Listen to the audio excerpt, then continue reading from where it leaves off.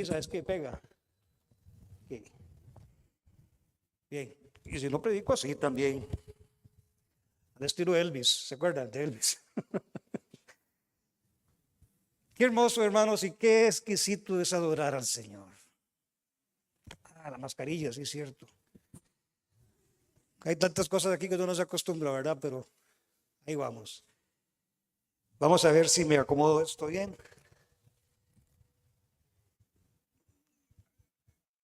Algo subió en mi corazón. Y yo le dije al Señor, Señor, ¿para qué voy a decir eso? Y me desentendí. ¿Usted le ha pasado eso? Que a veces siente algo y usted dice, eso es mío. Y el Señor lo inquieta.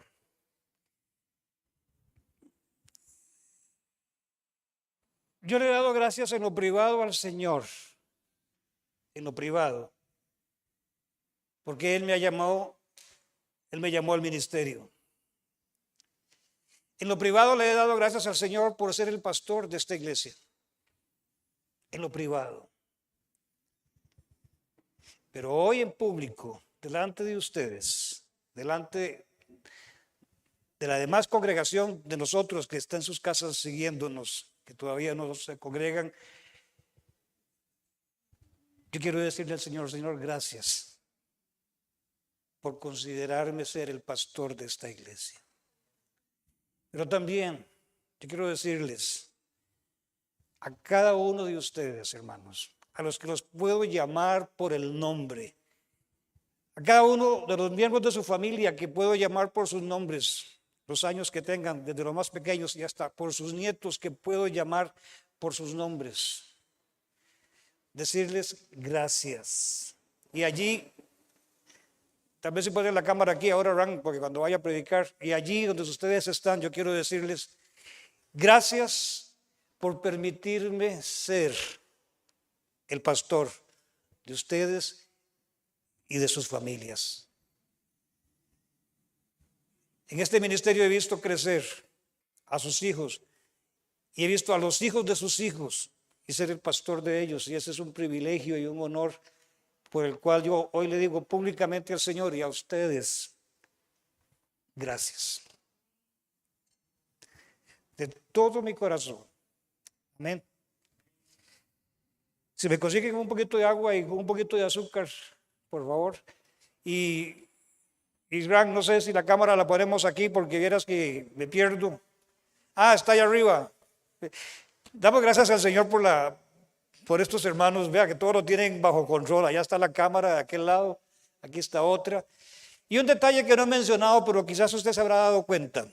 Vea, ahí hay una batería. Esa es la batería que teníamos y hemos usado durante años. Y allá hay otra batería. Hermanos, yo agradezco porque aquí hay hermanos en medio de nosotros que tienen un corazón desprendido. Muchos de los recursos que tenemos son propios o porque alguien los ha donado. Compró su micrófono, lo usan aquí. Su computadora que ya no usa, la donaron, la tenemos aquí. Y esta batería que está ahí es una batería nueva, de paquete. Nueva de paquete. Que un miembro de la iglesia también se desprendió de su corazón y dijo, yo la quiero poner al servicio de la iglesia, nuevecita. Aquí se sacaron de las cajas originales con los plásticos y todo eso.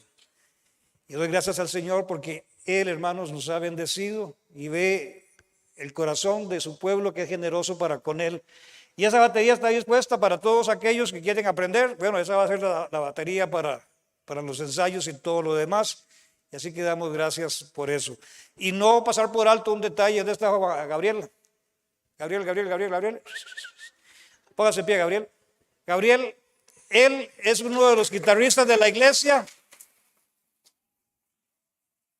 Pero el Señor lo inquietó para que también él tocara la batería, ¿verdad? Y ahí el domingo pasado debutó y hoy es su segunda vez, pero él ha estado ensayando, viniendo, sacando de su tiempo para el servicio del Señor. Así que Gabriel, Dios te bendiga grandemente. Muy bien. Vamos a orar, vamos a pedirle al Señor que nos guíe en su palabra. Amén. Señor, qué bueno eres.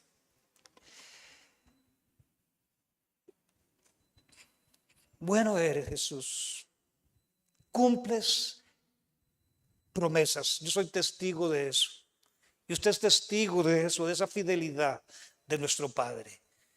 Y al venir a tu palabra, Señor, nos encomendamos a ti para que seas tú, Espíritu Santo, guiando nuestros pensamientos y poniendo colirio en nuestros ojos, ungiendo nuestros oídos. Pídaselo ahí, Señor, pon colirio en mis ojos y unge mis oídos para poder ver y oír más allá de las palabras naturales, por tu Espíritu Santo que has hecho habitar en mí, mirarte a ti y escucharte a ti. En el nombre de Jesús. Amén y amén. Aleluya. Muy bien, déjenme cambiarme los lentes.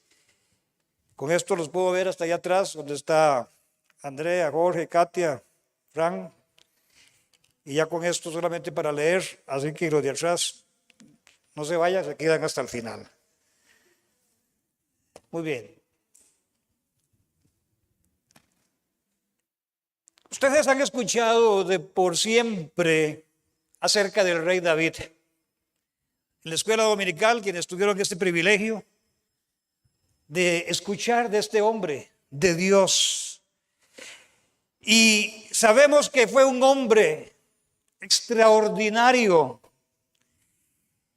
Y sabemos de que su vida estuvo caracterizada por hechos portentosos. Un gran guerrero, un militar, ganó muchas batallas.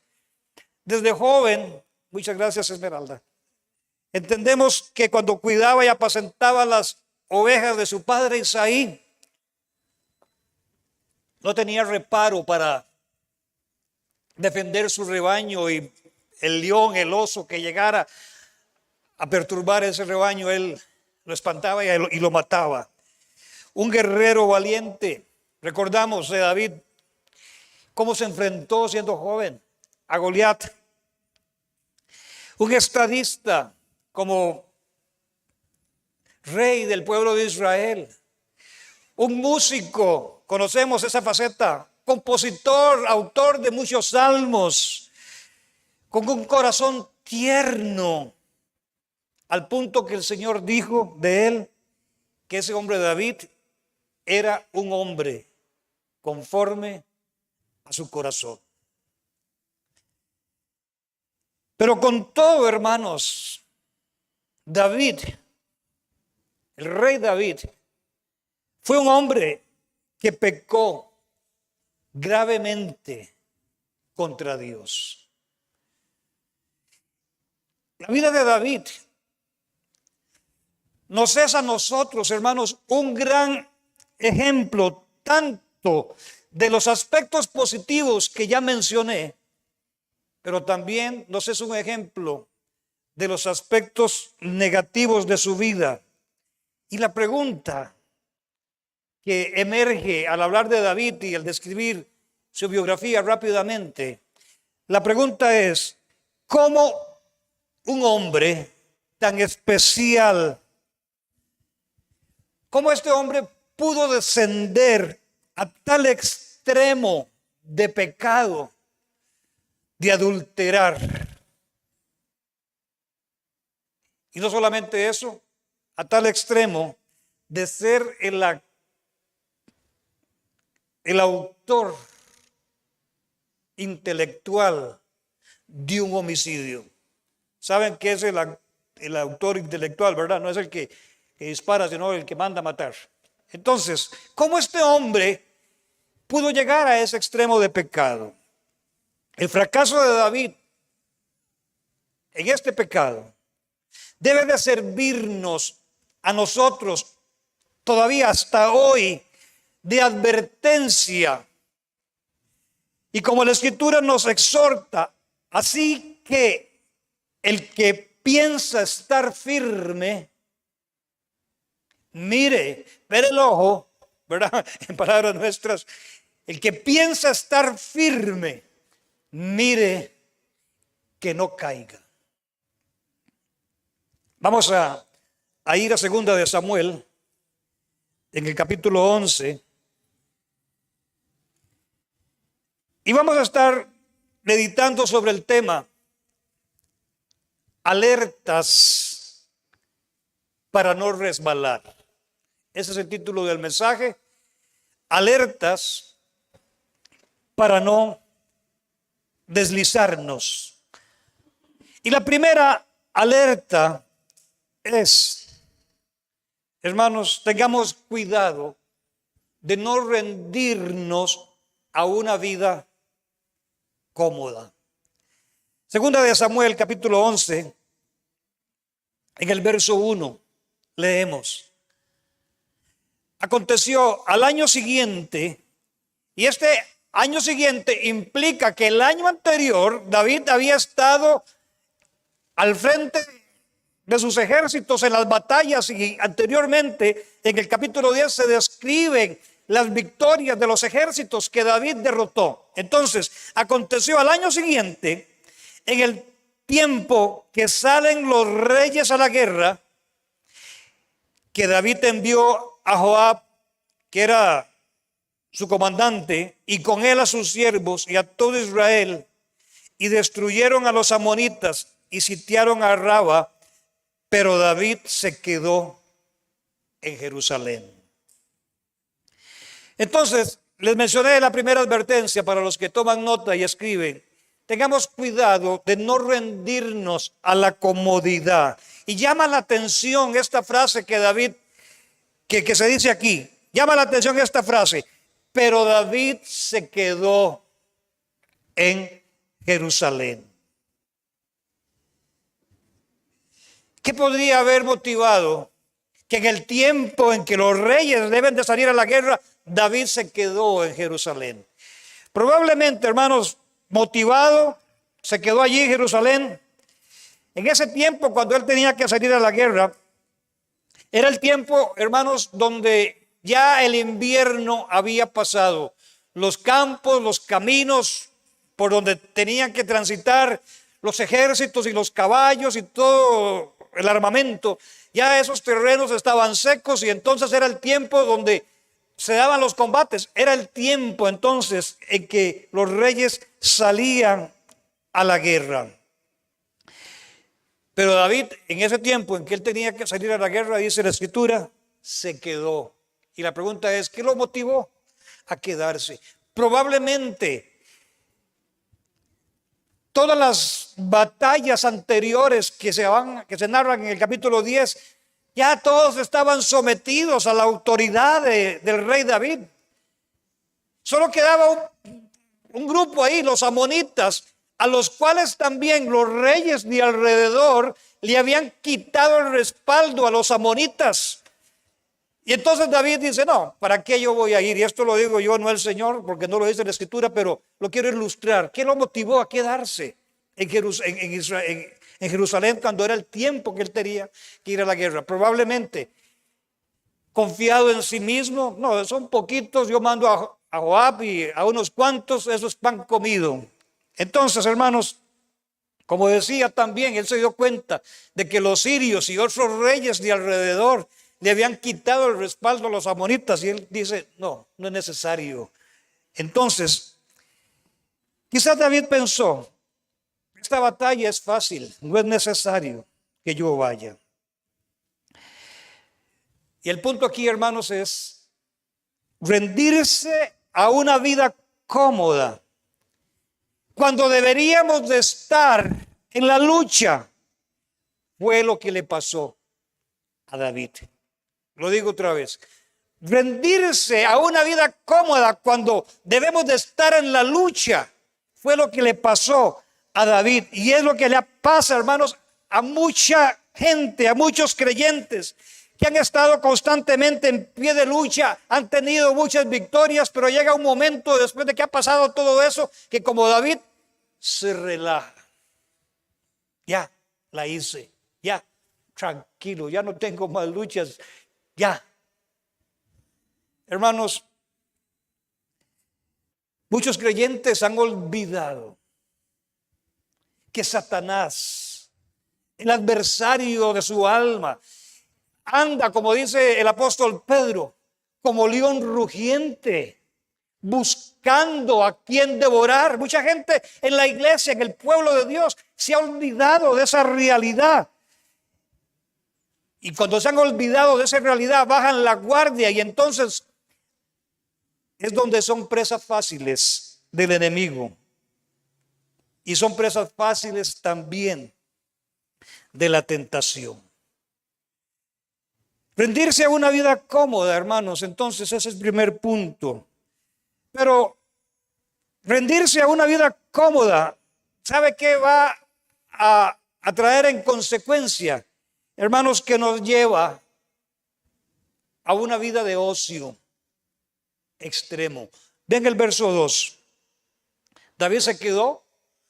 Los motivos ya más o menos los ejemplifiqué. Y es lo que nos puede pasar a nosotros. Pero ve el verso 2. Y sucedió un día, al caer la tarde, que se levantó David de su lecho. Y vea, hermanos, esto tiene que sonarnos a nosotros. Al caer la tarde, vea, ya es que se va a levantar después del mediodía. Pero así se la tiraba David, ¿verdad? Y así se la tira a muchos también. Y sucedió un día, al caer la tarde, que se levantó David de su lecho y se paseaba sobre el terrado de la casa real. Allí seguramente en el segundo piso y toda la cosa. Se paseaba ahí una tarde, pereceando. Seguramente ni había almorzado todavía porque se venía levantando. Entonces se paseaba en el terrado de la casa real y vio desde el terrado a una mujer que se estaba bañando, la cual era muy hermosa. No era hermosa, muy hermosa. Hermanos, en esta época, cuando David debería de haber estado al frente de la batalla, en la lucha, él pasó de un extremo de estar en pie de lucha a de ser un soldado aguerrido a estar pereciendo y durmiendo hasta la tarde, como leemos aquí. Y me imagino, hermanos, cuántos creyentes pasan horas de horas en la noche y hasta en la madrugada, porque a veces, por alguna situación en especial, tengo el teléfono de la mesa de noche y lo veo para ver la hora, y ahí está la última hora que algunos de ustedes se conectaron, a las 3, 4 de la mañana. Ven el ojo, pastor, está sabiendo cómo está la cosa por ahí. A las 2 de la mañana, 1 de la mañana. Entonces, hermanos, ¿cuántos creyentes pasan horas de la noche y la madrugada viendo la televisión o viendo Netflix y viendo el Facebook y se levantan tarde y llegan tarde al trabajo y llegan tarde a sus responsabilidades y llegan tarde a muchas cosas y dejan de hacer muchas cosas, hermanos, y siguen en lo mismo, dándose al ocio y abandonando sus responsabilidades? Y dicen después, no tengo tiempo para orar.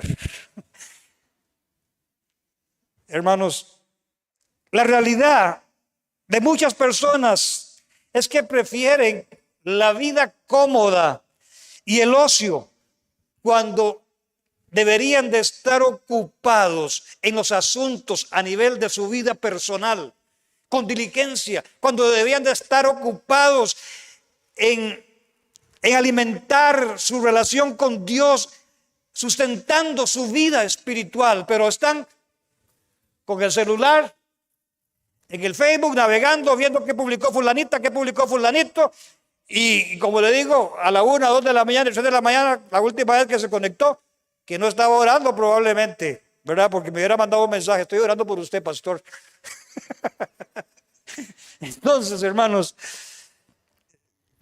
esto es lo que pasa. Gente que está llegando a un extremo de ocio, y como mencionaba en el primer punto de este tema de alertas para no deslizarnos, es no rendirnos a una vida cómoda. ¿Por qué? Porque entramos también en un estado de ocio. David estaba allí, él tenía que estar al frente en la batalla, pero se levantó a la tarde y se estaba ahí pereceando y viendo y vio a Betsabé.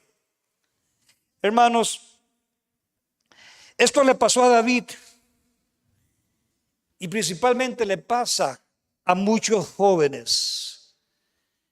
Eso dio su hablar, hermanos, de cosas malas de alguien, como en el caso de lo que estamos hablando de David. Pero dice la Escritura que si están escritas, si están puestas aquí, es para nuestra amonestación, para que evitemos caer en lo mismo de estos ejemplos como el que estamos narrando. Un dicho popular dice que una mente ociosa es un taller para el diablo. Una mente ociosa, hermanos, le abre las puertas al enemigo. Una mente ociosa, hermanos, le abre las puertas a la tentación y a los malos deseos.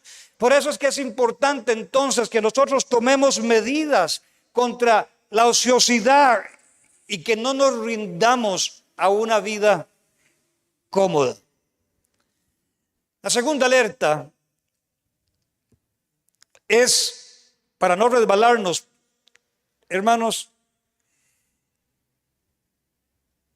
es la indulgencia y la negligencia.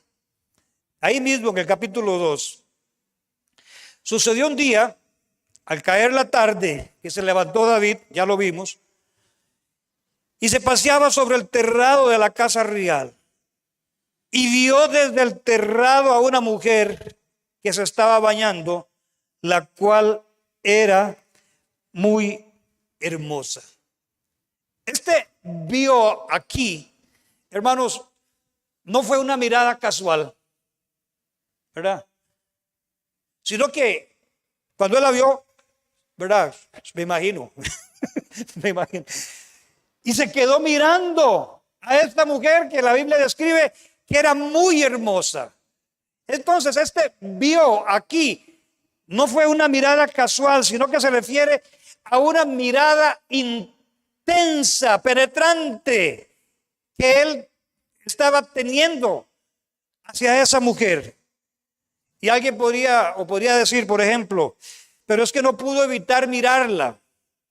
Eso sucede, ¿verdad? Pero hermanos, una cosa es, ¿verdad?, que usted mire algo así porque ya es inevitable que usted no lo vea, y otra cosa es quedándose viendo, ¿sí o no? Eso fue lo que le pasó a David. Entonces, hermanos, estamos hablando de que este segundo punto tiene que ver con la indulgencia y la negligencia.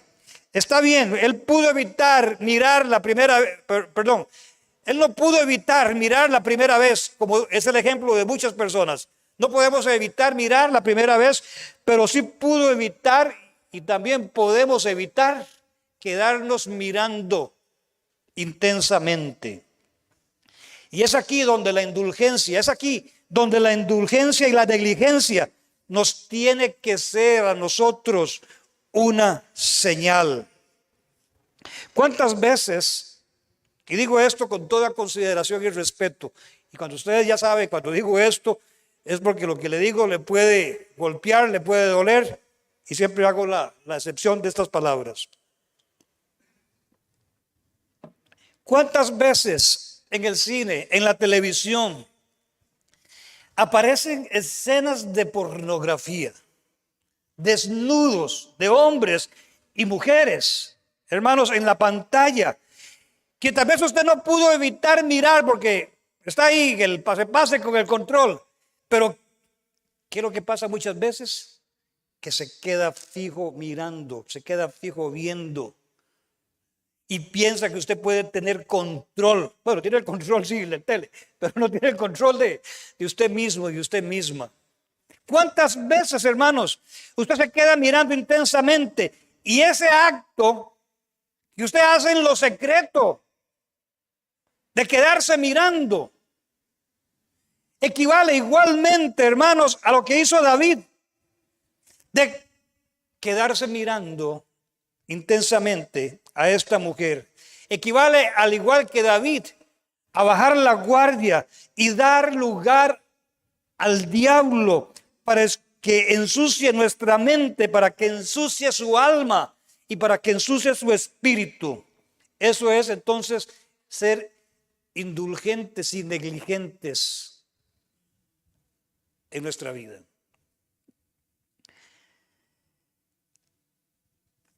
Y yo le digo algo, hermanos y hermanas. Estudios de sociología, usted ha visto que los hombres son muy dados, que cuando pasa una dama por ahí, parece una yegua de las del tope, ¿verdad? Que va con tacón alto y toda la cosa. Hay hombres, y usted los ve, que la siguen hasta donde ya la vista no les da. ¿Mujeres han visto eso? Pero también las mujeres se quedan viendo a los hombres de igual manera. Hermanos, está comprobado, son estudios en cuanto a la conducta del ser humano. Y en esas conductas del ser humano, bueno, el hombre se queda viendo algunas partes del cuerpo de la mujer y las mujeres también ven otras partes del cuerpo del hombre, que no les voy a decir, para que ninguna aquí se confiese. Entonces, pero es lo mismo, hermanos. Así que nadie puede escuchar o mirar algo inmoral o impropio sin que eso le afecte su alma y le afecte su espíritu. Aquí estamos hablando entonces de ser negligentes, de ser indulgentes. En Isaías capítulo 33, lo puede buscar conmigo, en el verso 15 y 16.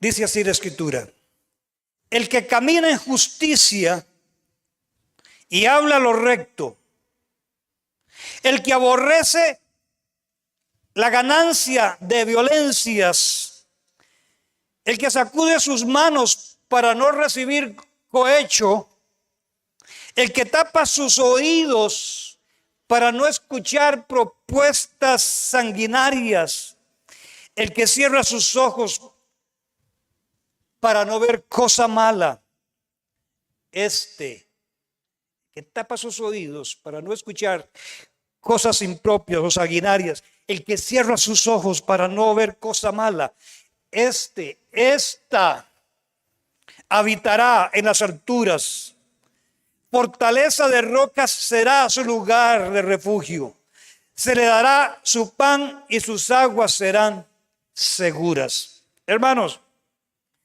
hay ocasiones donde verdaderamente nosotros tenemos que taparnos los oídos, donde tenemos que cambiar de frecuencia, porque eso que estamos escuchando no está edificando nuestra vida.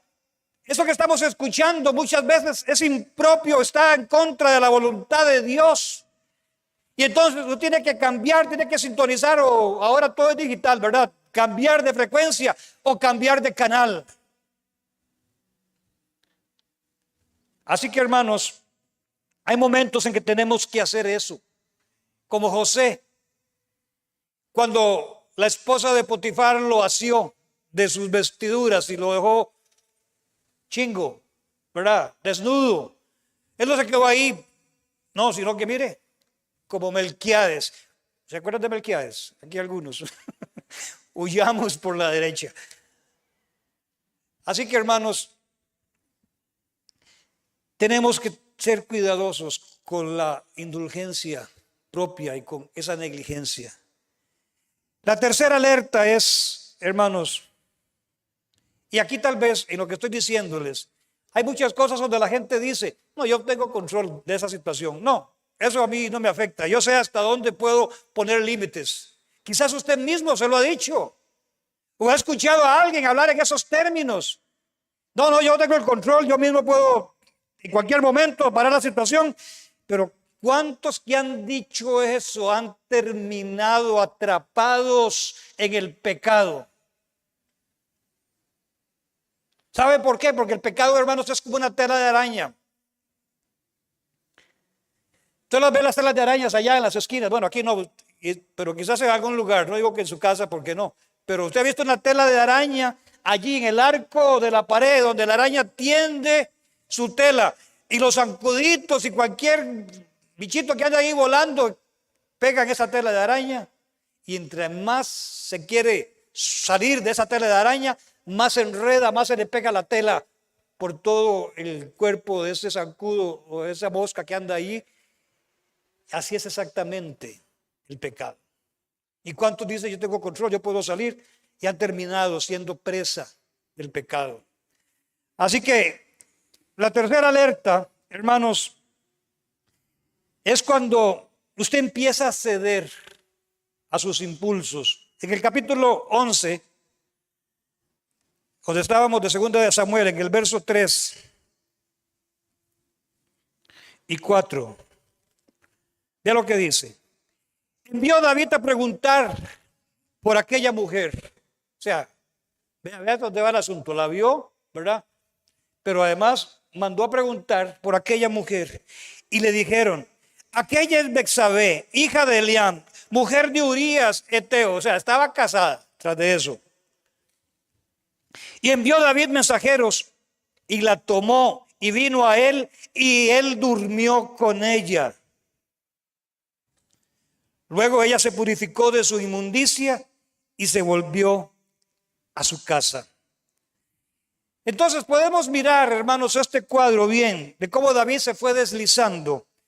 No ir a la guerra, no atender sus responsabilidades en las que él debía de atenderlas. Se dio entonces a un tiempo de ocio extremo, como vimos. Fue negligente al no poner freno a lo que él estaba viendo. Fue indulgente también. Y ahora, hermanos, esto lo lleva a este punto que estoy mencionando, que la tercera alerta es cuando usted ya no tiene control sobre sus impulsos. Y es lo que le pasó a David. Y yo le digo, hermanos, todo este escenario que estamos leyendo aquí, de lo que le pasó a David, indudablemente fue el viento que la tiró. Indudablemente, todo este escenario, vuelvan aquí otra vez, aquí. Todo este escenario, hermanos, de lo que David estaba sucediendo, hermanos, estaba planeado por el mismo Satanás para hacerlo caer. Estaba planeado por el diablo para hacerlo caer. Lo vino trabajando, vino preparando el terreno. No, vaya, David, eso es pan comido, ¿para qué usted va a ir? Mande a Joab y a unos cuantos. Levántese tarde, ve el Facebook hasta las 2 de la mañana, ¿verdad? O ve las películas hasta las 3 de la mañana, hablando de nuestro contexto. No, todo lo fue preparando, hermano, Satanás en contra de David. Y déjeme decirle, cuando pongo estos ejemplos de ilustración, que lo mismo Satanás está haciendo, trabajando y preparando, hermanos, maquinando en contra de los cristianos, en contra de su vida. Más y todavía usted está en una posición de servirle al Señor. Pero aunque no le esté sirviendo, siempre él quiere de alguna manera degradarlo en su lugar de trabajo, en su lugar de estudio.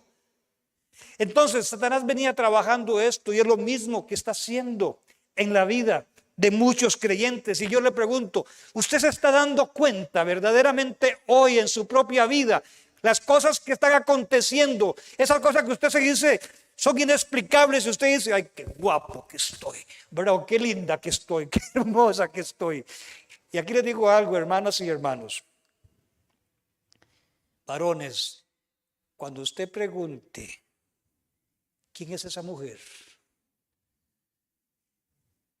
Cuando usted, mujer, pregunte, ¿quién es ese hombre? Tenga cuidado si es que no Satanás viene trabajando en su vida para hacerlo caer. Ese interés desmedido que surge por preguntar, ¿quién es esa mujer? ¿Dónde vive esa mujer? Porque al rato te la puedo llevar en el carro, ¿verdad? Me ofrezco de voluntario. Cuando usted pregunta, ¿quién es ese hombre? Y empezó a trabajar aquí. ¿En qué departamento está? Etcétera, etcétera, etcétera, etcétera.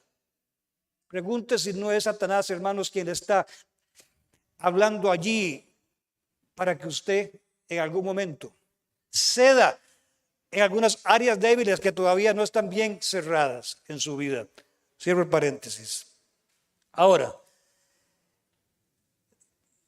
Bien dice la Escritura, como dije hace un momento, el que piensa estar firme, mire que no caiga.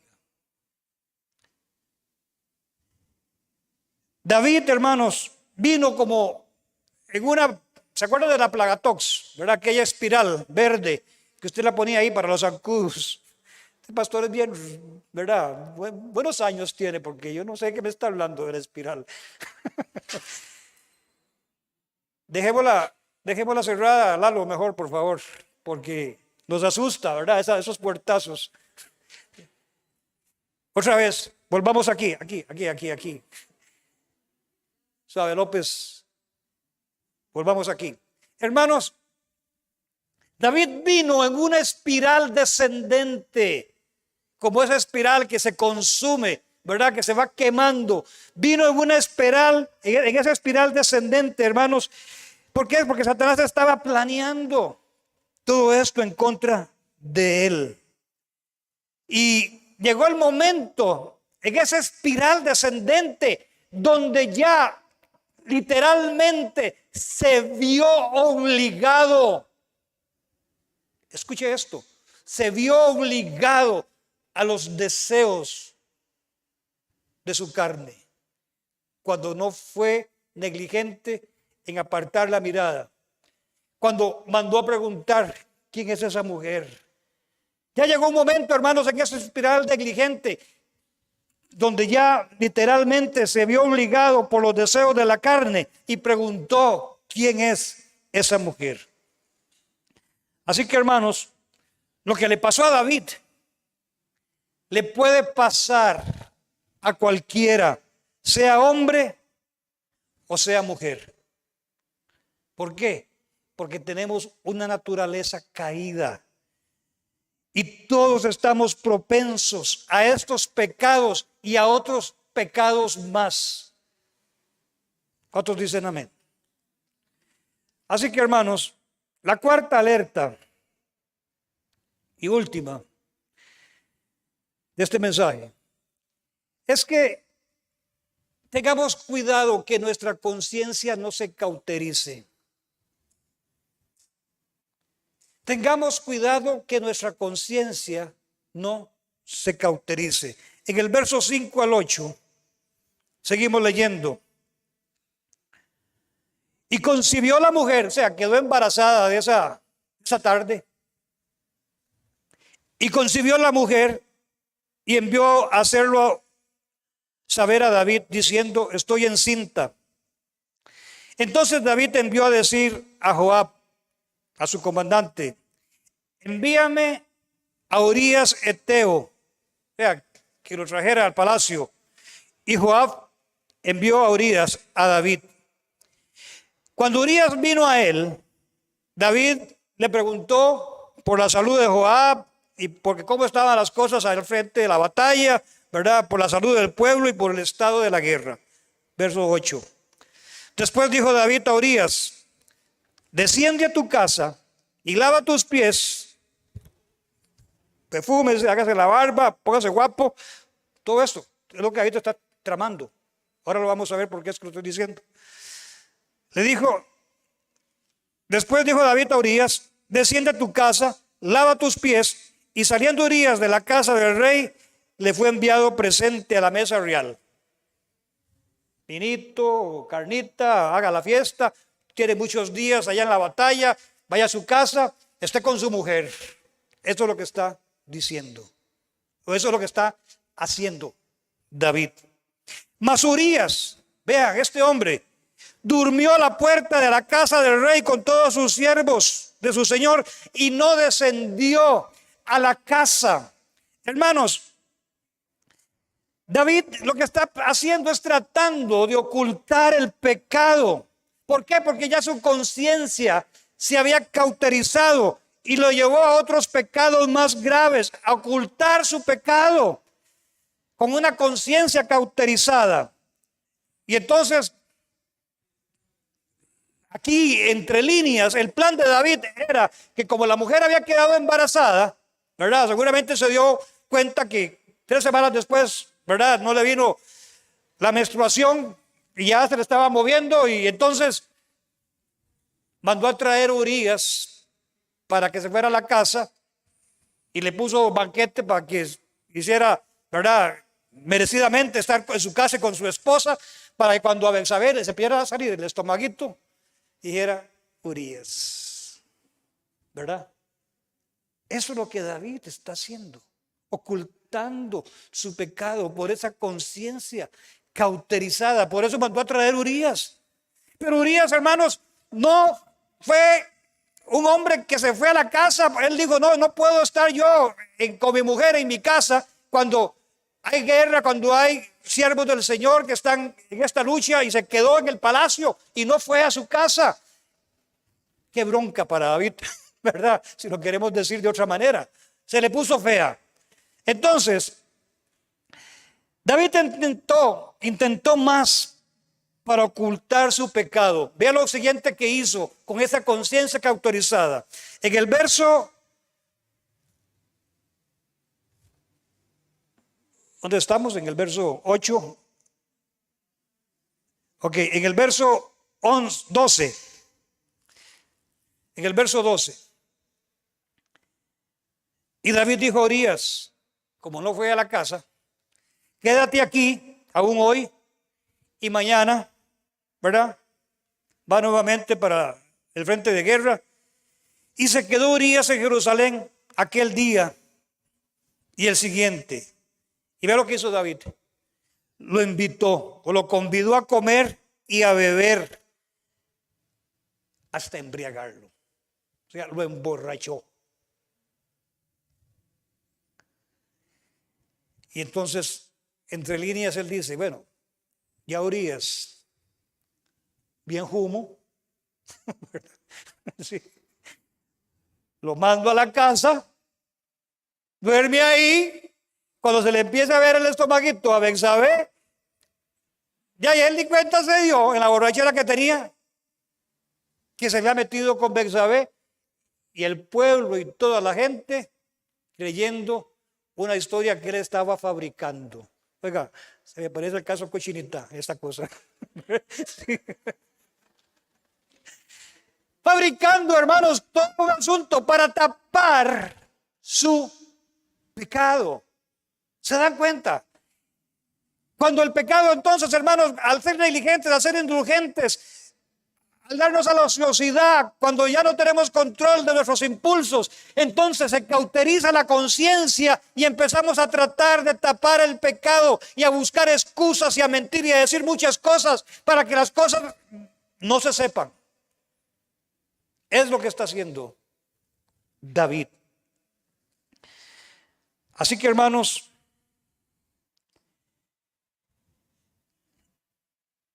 tratar de tapar la torta, entendemos ese término, ¿verdad? Bien. Tratar de tapar el pecado es lo que muchas personas y creyentes en las iglesias están haciendo hoy. Porque su conciencia ya ha venido en esa espiral descendente y se está empezando a cauterizar. La conciencia cauterizada, hermanos, llevó a David, como no pudo evitar de que Urías se fuera a la casa bien sobrio, ¿verdad?, y tampoco borracho. Entonces, ¿qué fue lo que hizo? Y aquí, cuando hablamos del actor intelectual de un homicidio, ve lo que hizo en el verso 14 al 17. Venida la mañana, escribió David a Joab. Este Joab era un alcahuete, ¿verdad? Se las sabía todas las de David. Una carta, la cual envió por mano de Urías. Y escribió en la carta diciendo: pongan a Urías al frente en lo más recio de la batalla y retírense de él, déjenlo solo para que sea herido y muera.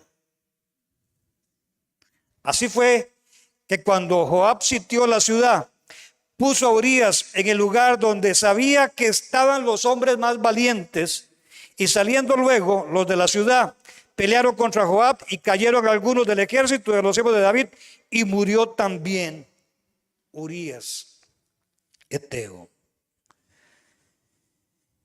Con esa conciencia cauterizada, David entonces, hermanos, planeó el homicidio de Urías.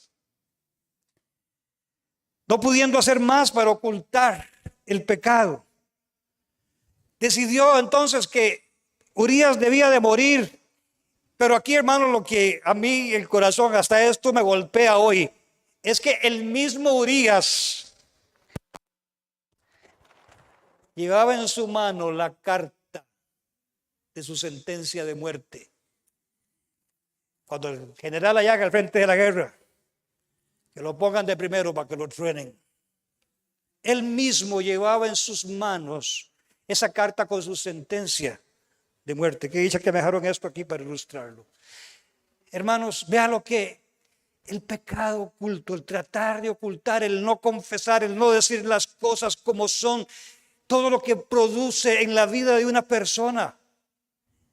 Así que, hermanos, la conciencia cauteriza para tapar el pecado. Y esto lo llevó a hacerse de Betsabé como su esposa. Vea, con todo y todo. Ya Urías estaba muerto, pero el estómago de Betsabé siempre le iba a crecer. Entonces, ¿qué hizo? Cuando pasó el luto por la muerte de su esposo, David la trajo al palacio y la hizo su esposa. Seguramente delante de los ojos del pueblo dirían: chavalazo que es David, ¿verdad?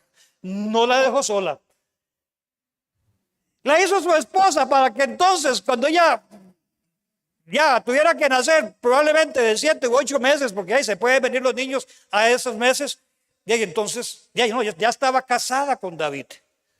Ve el pensamiento, hermanos, de cómo puede verdaderamente maquinar. Y leámoslo un momentito, por favor, porque no solamente que se lo cuente. En el verso 26 y 27. Oyendo la mujer de Urías que su marido era muerto, hizo duelo por su marido. Y pasado el luto, envió a David y la trajo a su casa. Y fue ella su mujer y le dio a luz un hijo. ¿Verdad? Para seguir tapando la torta.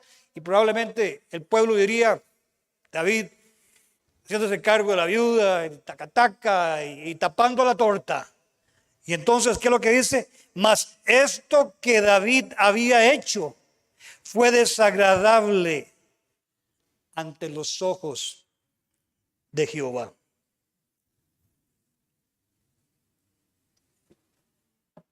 Indistintamente del grado de pecado, hermanos, cuando usted quiere taparlo, cuando usted quiere tapar sus errores, y de una manera como a trápuras, haciendo pensar de que nada ha pasado, que nada ha sucedido. Igual que David, que el Señor no se agradó de David, no se agrada de ninguno de nosotros, indistintamente de la clase de falta que estemos cometiendo. Y vean más. Proverbios 28, en el verso 13.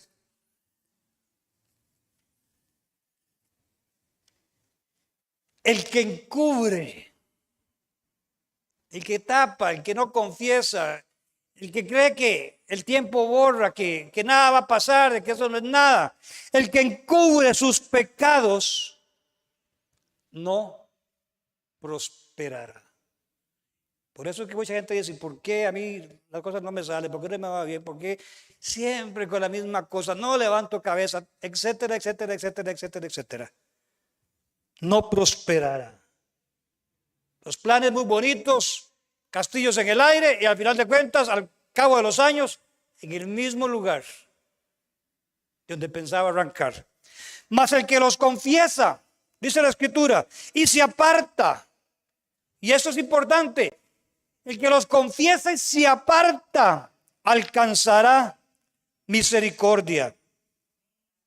Bienaventurado el hombre que siempre teme a Dios, mas el que endurece su corazón caerá en el mal. Y en el Salmo 32, nada más se devuelve unas páginas para atrás. En el verso 1. Bienaventurado aquel cuya transgresión, cuyo pecado, podemos decir, ha sido perdonado y cubierto su pecado. Bienaventurado el hombre a quien el Señor no culpa de iniquidad y en cuyo espíritu no hay engaño. Como un vidrio transparente podemos ver a través de ese hombre, y Dios puede ver así a través de nosotros. Como esa tomografía que le hacen en el hospital. A mí me metieron un tarro de esos en el Calderón Guardia. Todo queda al descubierto. Mientras callé, dice el rey David, él escribió este salmo. Mientras callé, mientras no confesé mi pecado, se envejecieron mis huesos en mi gemir todo el día, porque de día y de noche se agravó sobre mí tu mano, se volvió mi verdor en sequedades de verano. Hermanos, esta fue la tragedia de David, lo que leímos en el Salmo, en Proverbios 28. Y hermanos, verdaderamente, hasta que él fue confrontado por el profeta Natán, ya sabemos eso. Y en el Salmo 32, él escribe este salmo cerca de un año después que esto pasó. Pasó ese tiempo, más de un año, cerca de un año, sin confesar su pecado. Y mientras no confesó su pecado, ¿qué es lo que dice? Se envejecieron mis huesos. Su verdor se convirtió en sequedales. Así que, hermanos, el que no confiesa su pecado, ¿sabe qué tiene? Envejecimiento prematuro. Compañeros de colegio, de trabajo, de la misma edad, de mi misma época, ahora yo los veo, ellos no entregaron su vida al Señor, vivieron de manera disoluta, y hermanos, y se les nota los años. A mí no. A mí no. Yo me siento, hermanos, pura vida todavía, ¿verdad? Pero el pecado marca, hermanos. Esto es una persona que toma licor. Aunque deje de tomar licor y haya pasado años, hermanos, todavía se le ve la cara. ¿Cierto o no? El pecado marca a las personas y Dios tiene que hacer una transformación en la vida de nosotros, hermanos. Y entonces nos vuelve verdes. Pero mientras usted oculta su pecado, entonces usted va a tener padecimientos de todo, porque nuestro cuerpo, hermanos, y nuestro ser no está hecho para soportar tal carga de pecado. Entonces, produce envejecimiento prematuro. Las marcas del pecado se ven en el cuerpo y en su rostro.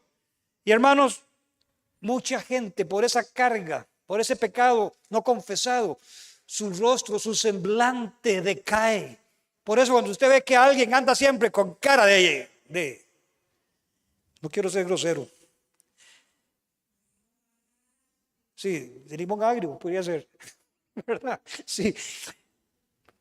Cuando usted ve que alguien, hermano, siempre anda cabizbajo, que no tiene gozo, probablemente está cargando con un peso de un pecado que no ha confesado, del cual no ha salido y que todavía está luchando. Porque muchas veces confesamos, perdón aquí que me extienda, hermanos, confesamos los pecados, pero otra vez no nos apartamos. Así que, hermanos, David vivió en agonía, sin gozo, en tristeza. Gente, hermanos, que ni siquiera lo puede mirar a usted a los ojos, porque tiene que bajar la vista.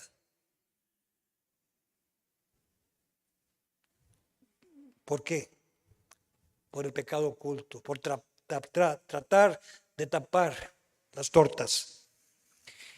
Y la pregunta es, ¿cómo se siente usted cuando peca? ¿Se siente así como David? o su corazón se está cauterizando poco a poco. Otras personas, y aquí concluyo con esto, lo que hacen es buscar chivos expiatorios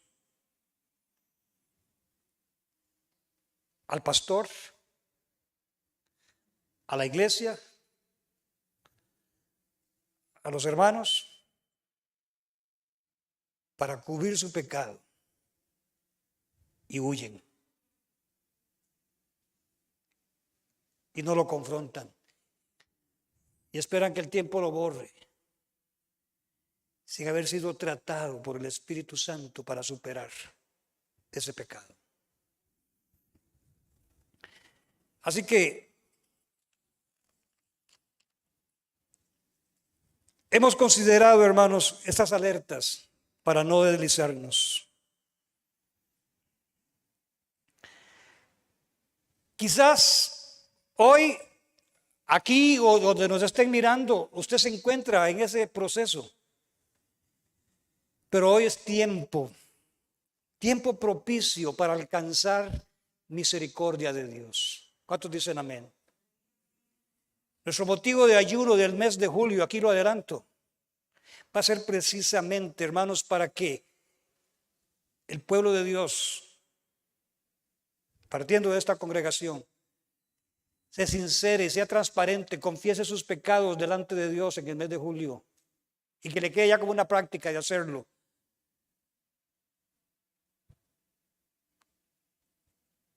Entonces, hoy es el día en que podemos alcanzar misericordia y usted pueda frenar una caída tan estrepitosa como la de David y empieza a tener restauración. Mientras callé, se envejecieron mis huesos. Usted allí, con su rostro inclinado, cierre sus ojos, no se ponga de pie porque se desconecta del 2:20 del Espíritu Santo, pero allí con su rostro inclinado, usted le puede decir al Señor: Señor, yo tengo los míos, pero hoy me estás diciendo, Señor, que los saque, que los confiese a ti. Y hoy quiero hacerlo, Señor, para alcanzar misericordia. Y donde quiera que usted esté mirándonos, escuchando este mensaje,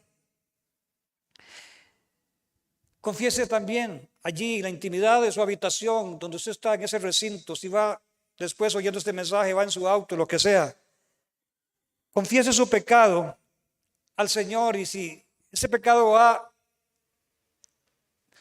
afectado a la vida de otras personas, confiéselo también con su pastor.